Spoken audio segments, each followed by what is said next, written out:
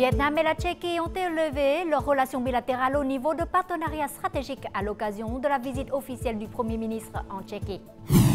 La ville de Cần Thơ accueille la conférence parlementaire de la coopération francophone en matière d'agriculture durable, de sécurité alimentaire et de riposte au changement climatique. La résolution 57 est saluée par les experts et intellectuels vietnamiens d'outre-mer. Elle contient des similitudes avec des mécanismes favorables dans plusieurs pays du monde.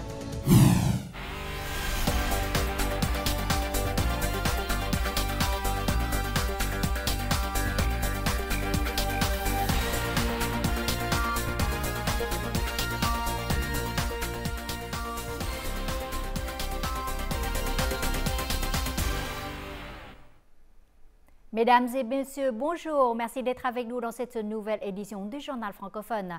La cérémonie de remise du 9e prix national de la presse Marteau et Fossiles d'or a eu lieu lundi soir à Hanoï en présence du secrétaire général du PCV To Lâm.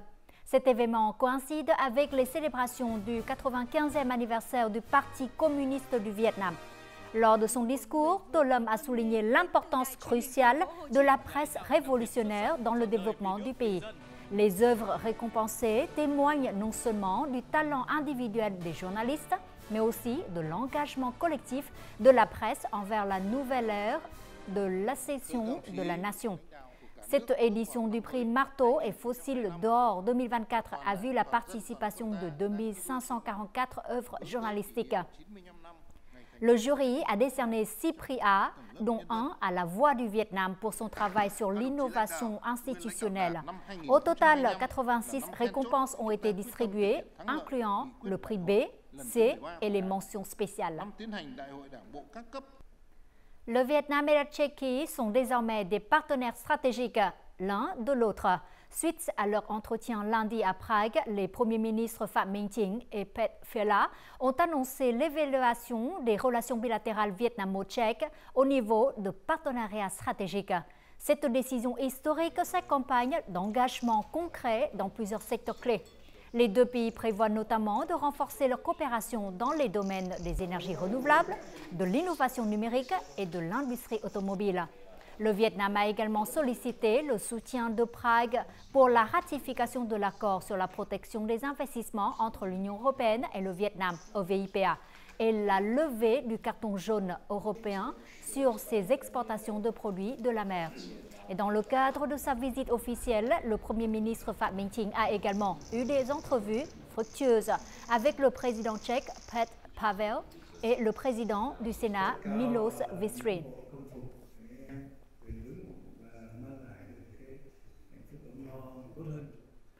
Terminant sa visite officielle en Tchéquie, le Premier ministre Phạm Minh Chính est arrivé ce mardi à Zurich pour participer au Forum économique mondial de Davos. La 55e conférence du Web de Davos, ayant pour thème la coopération à l'ère intelligente, réunit environ 3000 dirigeants de pays, d'organisations internationales et des plus grandes entreprises mondiales. Immédiatement après son arrivée en Suisse, le Premier ministre Phạm Minh Chính a assisté et prononcé un discours au dialogue stratégique national Vietnam-FEM sur le thème de la croissance et de l'innovation. Le Premier ministre a demandé aux partenaires et aux investisseurs internationaux de continuer d'accompagner et de coopérer avec le Vietnam en matière de perfectionnement des institutions, d'attraction des investissements de haute qualité, de transfert des technologies ainsi que de formation de ressources humaines. Ouverture ce mardi matin à Cần Thơ de la conférence parlementaire de la coopération francophone en matière d'agriculture durable, de sécurité alimentaire et de riposte au changement climatique. Cet événement est organisé par l'Assemblée nationale vietnamienne à l'occasion de la réunion du comité exécutif de l'Assemblée parlementaire de la francophonie. Le président de l'Assemblée nationale vietnamienne, Trần Thanh Bẫn, y a prononcé le discours inaugural. Il a souligné l'importance de ce forum qui visait à renforcer la coopération entre les pays francophones afin de promouvoir une agriculture durable en matière d'agriculture durable, de sécurité alimentaire et d'adaptation au changement climatique. En tant qu'institution législative, les parlements et les députés jouent un rôle crucial dans la promotion et le suivi de la mise en œuvre de ces objectifs. Ce forum permet également aux parlementaires de partager leurs bonnes pratiques et leurs expériences dans l'élaboration de politiques et de législation dans ce domaine. L'Assemblée nationale vietnamienne joue un rôle très important au sein de l'Assemblée parlementaire francophone. Telle est l'affirmation de M. Hilarion Eton, premier vice-président de l'Assemblée nationale du Cameroun et président de l'Union parlementaire francophone APF. À l'occasion du forum de coopération parlementaire francophone tenu à Cần Thơ, notre reporter du journal en français a eu un entretien avec le président de l'APF sur le thème principal du forum de cette année ainsi que sur les contributions de l'Assemblée nationale vietnamienne dans le cadre de la coopération francophone. Nous l'écoutons. Bonjour monsieur, je vous remercie d'avoir accordé votre temps pour la télévision du Vietnam. Le thème du forum de l'APF cette année est la coopération francophone en termes d'agriculture durable, de sécurité alimentaire et de la lutte contre le changement climatique. Donc pourriez-vous nous partager un peu plus sur ce thème? Je voudrais remercier les autorités parlementaires vietnamiennes pour l'accueil de cette conférence, pour l'accueil qu'ils nous ont réservé à moi-même et à la délégation, aux différentes délégations de l'APF. Et vous avez observé que beaucoup de pays francophones, notamment ceux d'Afrique, sont présents en grand nombre pour pouvoir se concerter, partager, construire ce que je vais appeler des convergences afin de bâtir une stratégie pour justement assurer cette agriculture, nous inspirer de vous, durable, afin d'assurer la sécurité alimentaire. Vous savez que dans la plupart de ces pays, il y a des problèmes de sécurité alimentaire. Il faut la construire, il faut la consolider. Et pour cela, on a besoin d'échanges, de coopération. L'agriculture joue un rôle important dans l'économie vietnamienne. Et le Vietnam est aussi un pays gravement touché par les changements climatiques. Donc, que signifie le fait que le Vietnam est le pays hôte de cet événement? Et comment le Vietnam pourra-t-il contribuer à résoudre ces enjeux communs? L'Assemblée nationale du Vietnam joue un rôle très important au sein de l'Assemblée parlementaire de la francophonie. Et au regard de l'expérience que le Vietnam a engrangée, moi j'y vois un acte de générosité politique pour accueillir tous les autres pays et surtout partager son expérience. Bon, alors chaque fois qu'un pays, comme c'est le cas du Vietnam aujourd'hui, apporte sa contribution au bénéfice des autres pays, nous ne pouvons que saluer et applaudir. Ce forum adoptera la déclaration de Cần Thơ. Donc comment cette déclaration ouvrira-t-elle des opportunités de coopération entre les pays membres de l'APF pour résoudre les enjeux communs? Donc nous allons attendre de voir, nous souhaitons que ce soit une résolution finale bien construite pour que nous puissions qui nous facilite son exploitation et de rendre possible son implémentation. Donc, mais je ne doute pas un seul instant que tel que c'est parti, avec les conditions de travail qui ont été celles qu'a mis en place la République socialiste du Vietnam, je ne doute pas un seul instant que ce sera une très très belle résolution. Nous allons pouvoir exploiter les conclusions pour justement aller dans le sens de rendre possible l'implémentation de cette thématique agriculture durable, sécurité alimentaire et comment nous battre contre les effets néfastes des changements climatiques. Encore une fois, je vous remercie de cet entretien. C'est moi qui vous remercie de votre intérêt.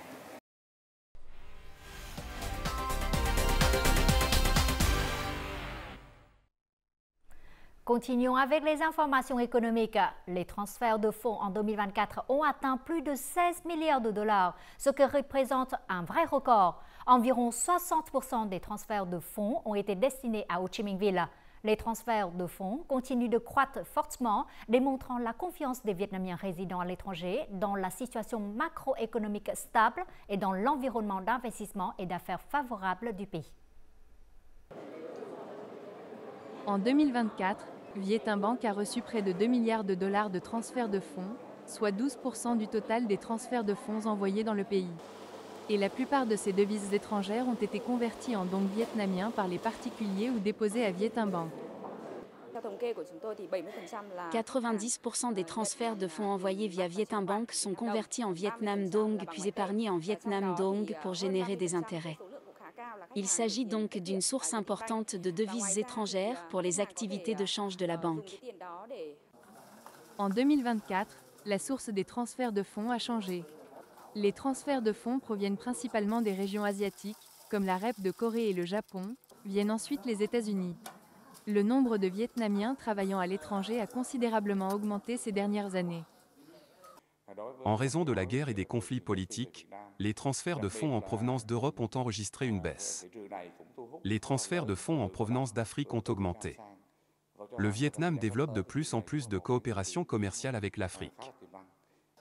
En 2024, les transferts de fonds vers Ho Chi Minh Ville ont atteint un niveau record d'environ 9,6 milliards de dollars, soit 3 fois plus que l'investissement direct étranger dans la ville.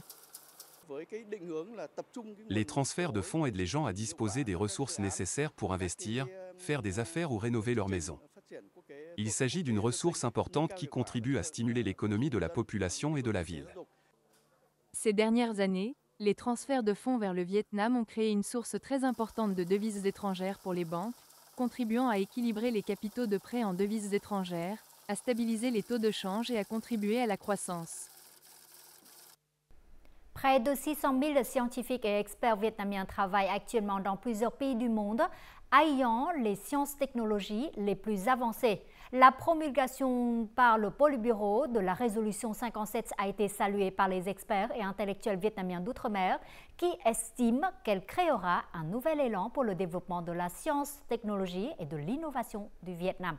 Fort de nombreuses années d'expérience à l'étranger, les scientifiques et intellectuels vietnamiens d'outre-mer partagent également des modèles et des mécanismes qui contribuent à promouvoir l'innovation scientifique et technologique dans leur pays d'accueil. Et selon eux, ces mécanismes ont des similitudes avec la résolution 57. Đỗ Đức Tôn est l'un des 4 professeurs vietnamiens de l'université Nazarbayev au Kazakhstan. Il a obtenu son doctorat et mené des recherches scientifiques pendant près de 6 ans en République de Corée. Selon lui, la recherche scientifique et technologique en Corée est encouragée par un mécanisme d'acceptation de risques. À leur début, les scientifiques se voient confier de petits projets et les échecs seront autorisés. Ce mécanisme d'acceptation des risques a été mentionné pour la première fois dans la résolution 57. En République de Corée, les résultats sont bons, les scientifiques se verront confier plus d'argent pour continuer leurs recherches. Il faut mettre confiance en les scientifiques, les encourager, les autoriser à essayer et accepter leurs échecs. Sur 100 personnes qui osent faire, seule 1 à 2 personnes peuvent réaliser des percées. Mais ce sont les personnes qui changeront le jeu.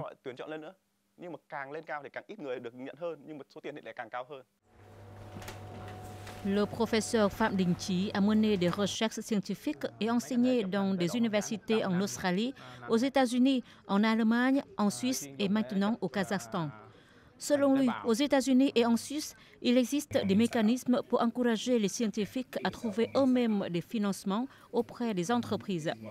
La promotion de la coopération publique-privée dans la recherche scientifique, telle que mentionnée dans la résolution 57, est un facteur conforme à la tendance mondiale. En Amérique ou en Suisse, ce mécanisme est très efficace. Un professeur qui réussit à obtenir un financement auprès de l'entreprise recevra une somme équivalente accordée par son université. Un scientifique doit avoir des articles internationaux et être connu par la communauté internationale pour obtenir des financements hors de l'université. Les résolutions en République de Corée sont similaires à la résolution 57, qui vise à supprimer tous les obstacles et à créer un mécanisme plus favorable pour encourager les chercheurs et les universités. J'espère que cela créera une coopération entre les décideurs politiques et les scientifiques pour promouvoir la science et la technologie vietnamienne. Selon les intellectuels vietnamiens à l'étranger, la mise en œuvre rapide et efficace de la résolution 57 contribuera de manière décisive à la création d'un écosystème et des conditions nécessaires au développement de la science-technologie, renforçant ainsi le potentiel et la position du pays. Notre journal continue avec les taux de change et l'indice de la bourse du Vietnam.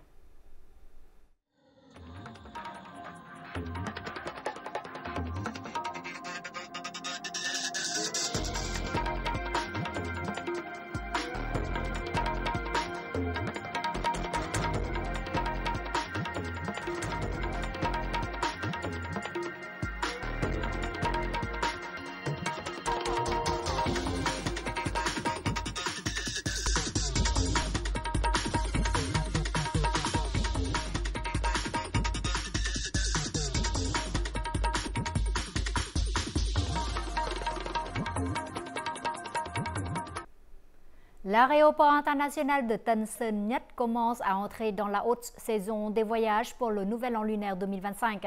Selon les prévisions, il desservira plus de 26 000 vols avec plus de 4 millions de passagers pendant le TET. De nombreuses solutions ont été mises en œuvre pour limiter la congestion. Après près de 20 ans de vie aux États-Unis, c'est la première fois que Chiang célèbre le TET au Vietnam.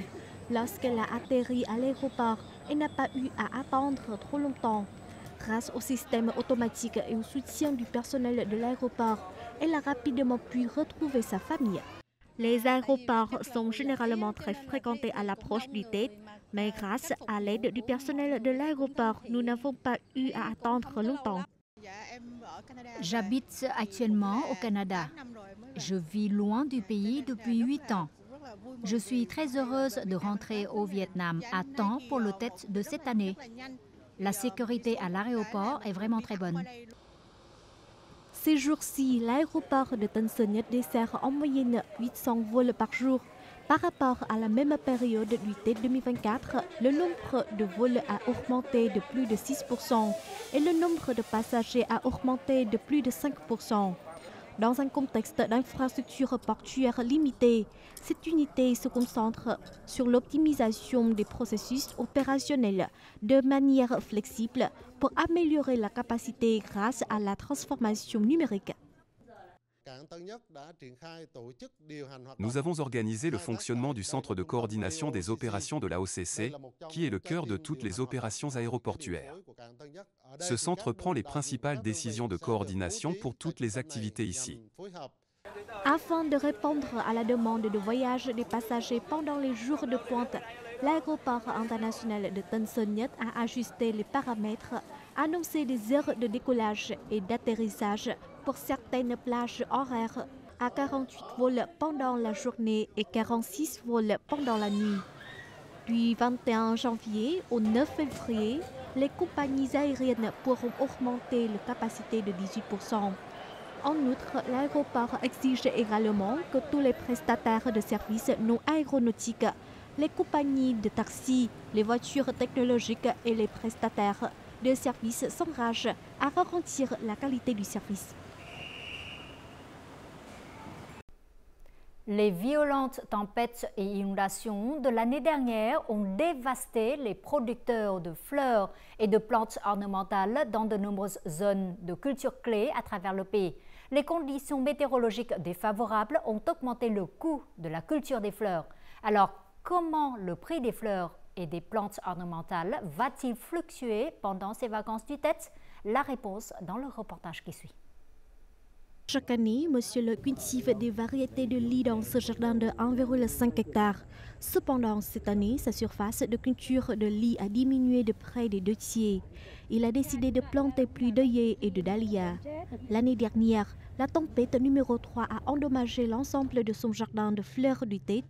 Les dégâts totaux sont estimés à plus d'1 milliard de dong. En raison du manque de capitaux et du prix élevé des semences, Monsieur Le ne dispose que 0,6 hectares de lys pour ce TET. Après la tempête Yagi, les prix des matières premières ont augmenté. Les graines de lys ont augmenté de 2 à 3 000 dong par bulbe. Le prix des variétés de lys augmentera d'environ 10 000 dong.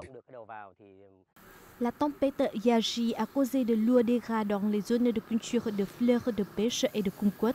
De nombreux propriétaires de jardins doivent importer davantage de plantes à des prix élevés. Même si le prix des fleurs et des plantes ornementales augmentera cette année, le pouvoir d'achat ne diminuera pas par rapport à l'année dernière. Cette année, les gens achètent des fleurs plus tôt. L'année dernière, le pouvoir d'achat était très faible. Mais cette année, le pouvoir d'achat a augmenté. Mon jardin a vendu 40% de son stock. L'approvisionnement en fleurs et plantes ornementales pour le thé sera suffisant. Nous organisons également 70 points de vente et foires de fleurs de printemps pour servir le public pendant les vacances.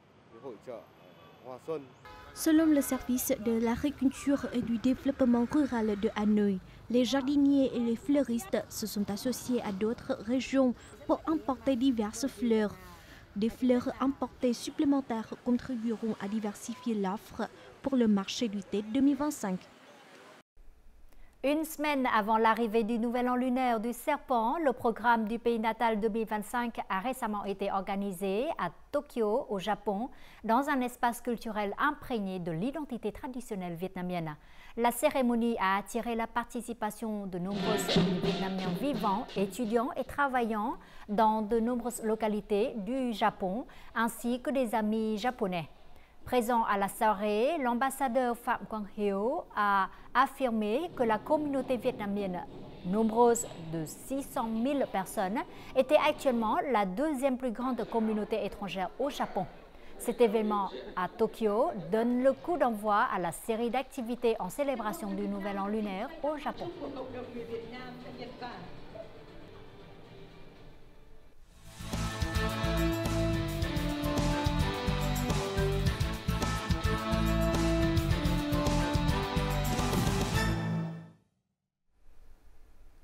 Une Russe qui parle couramment le vietnamien comme une native et enseigne le vietnamien ainsi que la culture vietnamienne à son mari vietnamien. Un étudiant mozambicain qui a remporté le premier prix du concours de rédaction politique sur la défense des fondements idéologiques du Parti communiste vietnamien. Ce sont deux des jeunes étrangers qui sont tombés amoureux du Vietnam et qui contribuent à diffuser son image dans le monde. Nous les rencontrons sans plus tarder.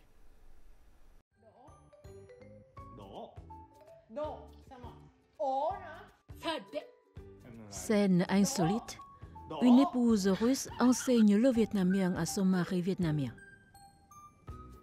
Lilia Khodolova est une créatrice de contenu dont le père est russe et la mère est vietnamienne. Des vidéos de ce couple postées sur les réseaux sociaux ont attiré des dizaines de milliers de vues et de partages. Après que j'ai fait la connaissance de Son, mon futur mari, quand lui et moi sommes sortis dans la rue, les gens ont été assez surpris du fait que je parlais mieux le vietnamien que lui. Alors, j'ai eu l'idée que Son et moi réalisions des vidéos sur TikTok. Jusqu'à présent, Son a encore du mal à prononcer quelques mots. Parfois, il m'est difficile de lui apprendre le vietnamien. J'ai été très impressionné, car elle est russe, mais parle couramment le vietnamien comme un natif. Je ne connais pas le vietnamien, donc au début je ne pouvais lui parler qu'en russe. Puis j'ai réalisé que nous partagions le même amour pour le Vietnam, alors nous avons décidé de retourner vivre au Vietnam. Oraiden Manuel vient du Mozambique. Il est l'un des étudiants étrangers de l'Université polytechnique de Hanoï.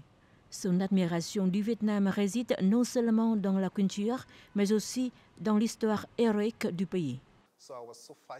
Je suis extrêmement intéressé par l'histoire glorieuse vietnamienne, ainsi que par la résilience et la volonté du peuple vietnamien de se sacrifier pour l'indépendance nationale.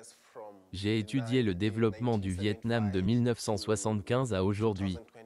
Après 1975, le Vietnam a été gravement dévasté par la guerre, mais aujourd'hui, c'est l'une des économies à la croissance la plus rapide d'Asie du Sud-Est et du monde. Les générations de Vietnamiens se sont dévouées pour l'indépendance et le développement de leur pays. C'est l'histoire vietnamienne qui a incité Oraiden à quitter son pays pour venir étudier au Vietnam. Il a choisi un cursus entièrement en vietnamien avec des matières générales telles que les principes fondamentaux du marxisme-léninisme ou la pensée de Ho Chi Minh.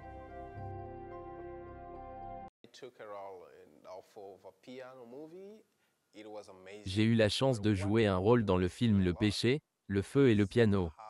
Ce qui m'a le plus impressionné, c'était la grande solidarité du peuple vietnamien. Ils travaillent ensemble pour atteindre un objectif commun. Les Vietnamiens sont également très altruistes et modestes. Je veux apprendre ces caractères. Je veux profiter de cette opportunité au Vietnam pour me développer avant de retourner à mon pays natal.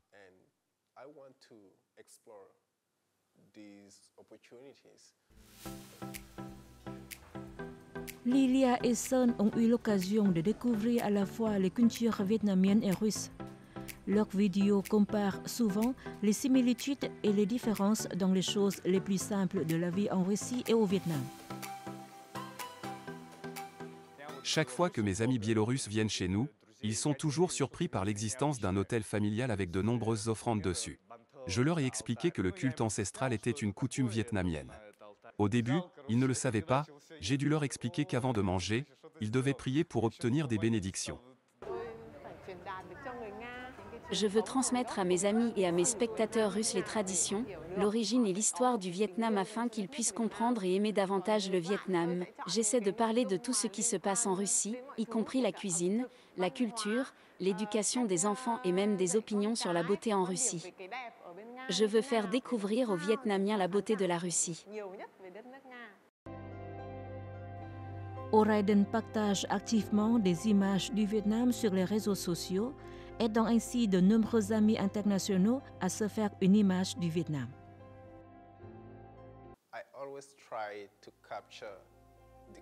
Je profite de toutes les occasions pour présenter et promouvoir la culture ou la cuisine vietnamienne. Je prends des photos et les publie sur Facebook ou Instagram pour faire savoir à mes amis au Mozambique que le Vietnam n'est plus un pays en guerre, et que c'est un pays très beau, très charmant. Ils auront alors une vision différente du Vietnam. Et ils seront curieux et voudront en savoir plus sur votre pays. J'espère qu'un jour, ils auront envie de venir au Vietnam, voir la beauté de ce pays de leurs propres yeux.